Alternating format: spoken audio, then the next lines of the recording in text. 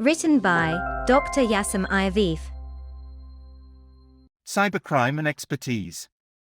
Cybercrime has taken an increasing role in public and media debates, under the dual impact of the accessibility of the Internet to new communities and the globalization of stock markets in particular.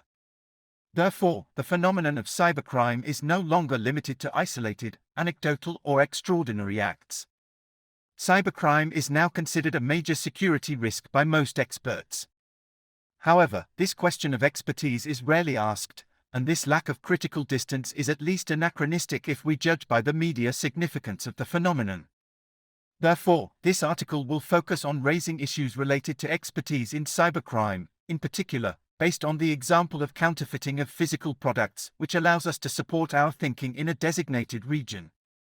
Indeed, the discourse on counterfeiting is older and sheds light on cybercrime in a more accessible way.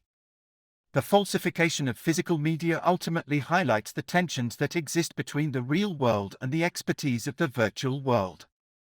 First, we will consider the extent to which most specializations in cybercrime pose a problem.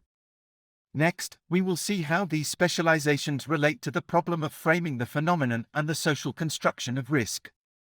Finally, we will suggest some ways to develop that expertise. Current state of specialization practice. First of all, it should be noted that cybercrime is a new concept and therefore experts in this field necessarily have limited experience. However, the same experts play an important role in the analysis of this emerging phenomenon, especially since cybercrime can be likened to different concepts. Three issues are particularly strategic for understanding this expertise issue. The problem of sources of studies, the importance of the legal system and little presence of relevant academic research or think tanks.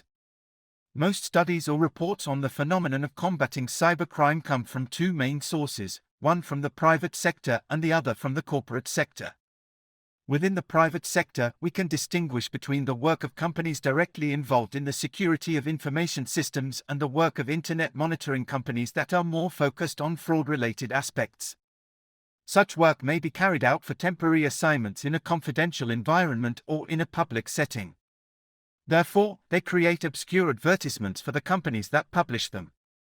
While some studies appear to have credibility in terms of analysis, it is still difficult to verify the sources of their research.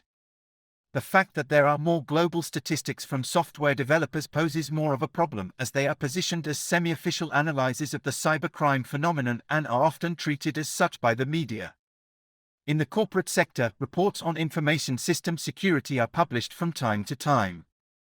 Published studies that do not address the case of fraud remain subject to a bureaucratic weight that cannot guarantee the academic quality expected for such studies. As for the supremacy of the legal system, the point here is not to question the importance of law as a tool both in the definition of cybercrime and in aiding repression.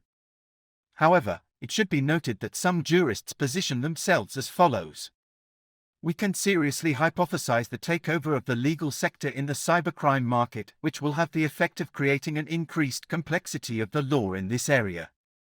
This takeover occurs with the aim of creating and maintaining legal expertise rental situations rather than launching an effective fight. Cyber defense. The concept of cyber warrior emerged in the 1990s. We see this mentioned in articles published in the Air and Space Power Journal in 1996. The term cyber warrior reflects the concept of information operations warriors as well as information warriors. The first is associated with cyber warfare, the second with information warfare, the third with information operations, and the last with psychological warfare.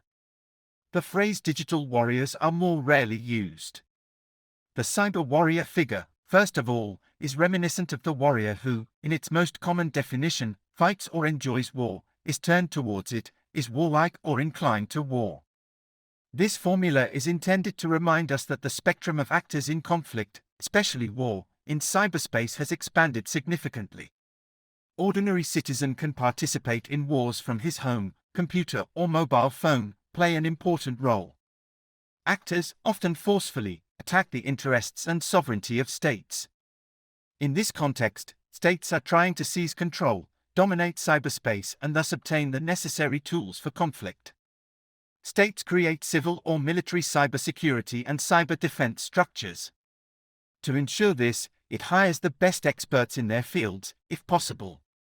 Cyber wars have the ability to defend vital infrastructures, sensitive networks, military, as well as develop a new arsenal of cyber warfare and conduct real combat in this new space.